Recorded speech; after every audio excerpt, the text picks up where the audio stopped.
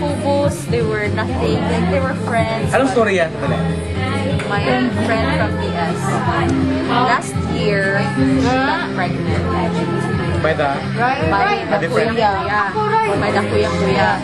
So the kuya left her. The fucking guy is fucking another girl.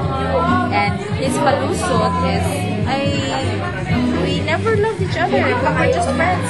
I was never in love with you. For 10 years. Kami can't pretend pa. Init nga eh. And then right now, yung girlfriend ng lalaki, binibitch yung babae, girlfriend ko. Sinasabi niya, because you're pathetic, you're a hypocrite, you're pathetic, you're ugly. Ginaganon pa siya.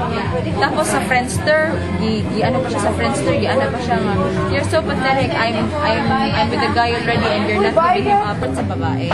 Sa friend mo? Sa friend mo. So it's like, tinatakwil nila yung girlfriend, kaya murang na-jealous yung girlfriend pa. Alangan, buntis nga. The guy is... So the guy is... Ganito pa. Tabi! So my suggestion is, if you're just friends with me, I know, you will. Hindi siya